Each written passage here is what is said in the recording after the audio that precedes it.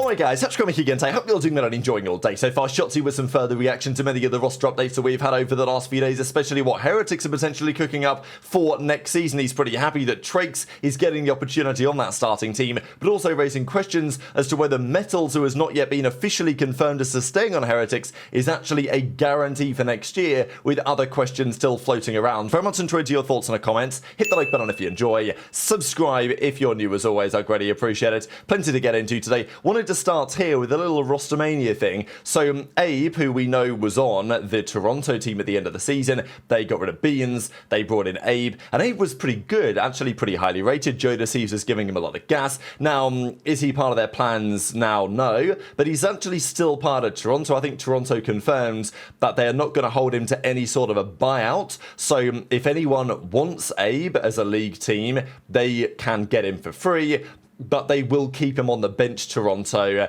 if not, effectively. And I think that makes probably some decent sense for both parties. I think aBeZy is a player with some potential. I think he showed it, but I can understand Toronto going in the direction of JoeDeceives, Real, CleanX +1.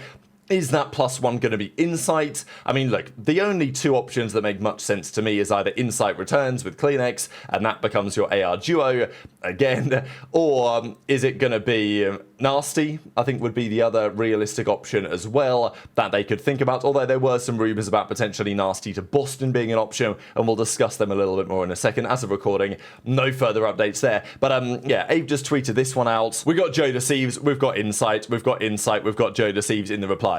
So, you know, we got this pretty funny picture as well. So, yeah, thought it was all rather good, but that is something to at least think about. And Aroma, who works for Toronto, he drops the eyes emoji, tweets in, like, kind of the quote tweet. So, maybe there's something in that. Maybe it is Insight going to be returning to that team after all, which wouldn't be a massive surprise. I mean, if we look at Insight's Twitter real quick, you'll see that it wasn't that long ago that he said that he was an unrestricted free agent for the new season. So, but of course, unrestricted doesn't necessarily mean that he couldn't go back. Seems like that is a realistic possibility as it stands. Now, Lyman made this and put this out the other day, and I feel like we've done this a million times, but he was like, what's your GOAT list? So I thought, all right, I'll put something together and we'll put it out there. But this actually got a lot of traction, right? There was loads of comments on this on Reddit, because I think it's interesting timing now to do another top 10 list, right? Who that's still the best players of all time? What does that look like? What should it be?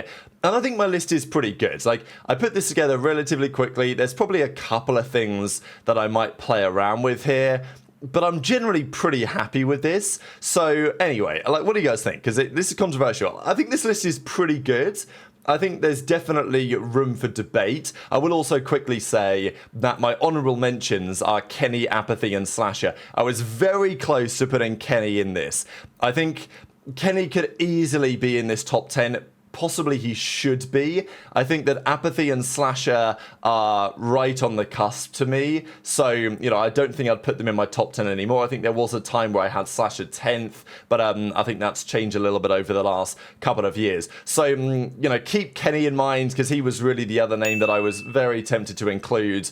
But I think it's got to be 10 of those 11. Anyway, Kremp, Scump, Karma, I still think that is pretty non-negotiable. People will always like to debate Scump and where he sits, just because, well, he's only got one ring, whereas aBeZy has 2 rings and he's down in 10th, but, you know, like, aBeZy has 2 rings as well. So, you know, it's like, it is what it is. In my opinion, Kremp, Scump, Karma, you can debate it, but, like, I don't think that needs much more explanation, really. Clayster in 4th, I still think he's 4th. I've had him over Formal for a little bit of time. Formal, phenomenal COD player at his peak, no doubt, but didn't have the impact in multiple ways that Scump did. Wasn't around as long as Scump, and also just from like an overall impact on COD perspective, Scump with his 1 ring, obviously more impactful than Formal with his 1 ring. So I personally always had Clay above Formal, and I now think that Shotzzy has surpassed Formal as well. I think with his 3 rings in the time frame that he's done it, I think Shotzzy's up to 5th. Maybe you could start wanting to put Shotzzy higher. I think for now,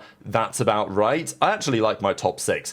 The debate then comes as to whether aBeZy should still be 7th. I think there is a lot of people that would say that Simp has surpassed aBeZy for some time, and I totally get that argument. The reason why I've got it this way round is just because Simp's career, as much as Simp is genuinely one of the most incredible COD players I've ever seen, his record just isn't good enough. Like, it is what it is. Like, aBeZy for maybe his faults as a player, and like he wasn't good at the end of his career. Nobody's going to argue that he was. But when aBeZy was in his prime, he was basically unplayable in the early days. He redefined in many ways how COD was even played. He was a key force in competitive COD for multiple years, obviously even pre-BO2, but BO2 certainly Ghost, where he was completely dominant. And then even following that, and then the achievement of him somehow winning in 2018 with Evil Geniuses and taking that team in, after the Jetpack era was over, back to the top was like, that was a situation where the chance of them winning was so slim, and aBeZy managed to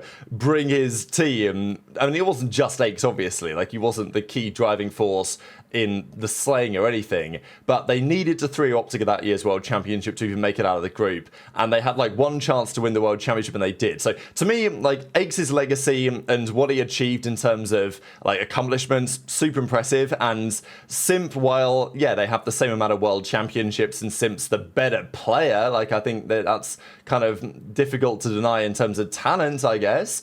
But in terms of overall career, I think I still take aBeZy. If Simp had won, I don't know, another 5 finals, then I think there's no doubt that it would be Simp here. But I don't know. I think I can still justify this. Then JCap is clearly for me still in the top 10. Like, I think I could argue Simp 7th. Like, I could argue the other way around. I could have Simp 7th, I could have aBeZy 8th, I could have something like that. But JCap is still clearly top 10 to me. The K should be capitalized here, but whatever, I'll let it go. His career that he has, being like the best player in the game in Black Ops 1, all the way through to winning nearly every single world title in the Jetpack era, hugely important to the teams he was on. Cap's clearly still top 10. You could maybe have him 10th, but I think that people that don't have Cap in their top 10 don't know ball. It's my personal opinion. And then aBeZy, right? I think this is fair.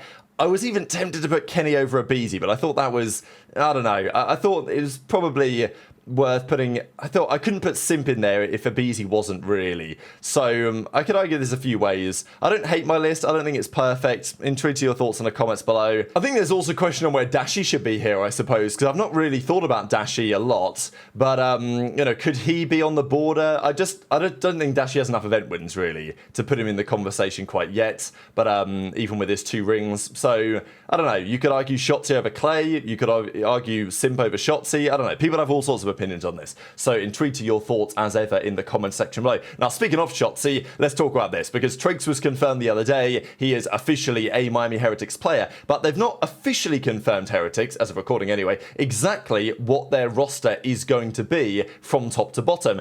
We know that Trakes is going to be there, we know that Renkor's going to be there, we know that Super's going to be there, but there are some theories as to whether they still could be cooking up something else, and Shotzzy talked about it in the podcast the other day with Hector that Scum was meant to be on, but he was a little bit unwell, so they decided that he was not going to be participating. But Shotzzy did discuss this a little bit, and said that, well, there's some theories as to what they could be cooking up Heretics, and whether this whole Snoopy acquisition could still be on the table, because Trakes is going to be running a sub for that Heretics team for the upcoming season. Renkor and Super, of course, are going to be the ARs. The other SMG we expected still to be Metals, but that might not be the case entirely. Oh my god, dude. Oh yeah, Trakes is to Heretics. Oh, el Argentino. Wait, is it like starter? Yeah. Really? I don't know if he, because I don't know, like the rumor was Snoopy was going to join, but I don't know if, I don't know what the fuck happened with that. Like, I don't know if he replaced Snoopy's spot or he's replacing Metal spot with Snoopy. So I don't know what's happening, but yeah, that's like fuck. Argentina, that's crazy, right? What? Like, is he from Argentina?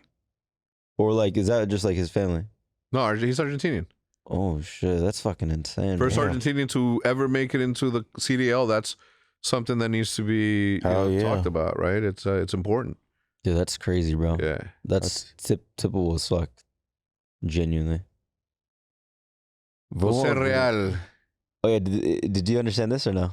Nice to see Shotzi's reaction here, because I think it's actually a really cool thing for the CDL to get Trakes in the league, Argentinian player, and also to show other players from Argentina or from other countries that betting on yourself in this way can heed, the success and can yield the results, because he decided to come over from Argentina. He could have stayed down there and tried to compete on the ping and everything, but he committed to himself. He basically made the call to come to the States and try and make it work in challenges and turn some heads the last couple of seasons, and now turn enough heads that he's getting this opportunity. So I think it's a great story from multiple angles, and wishing him the best certainly in the league next season.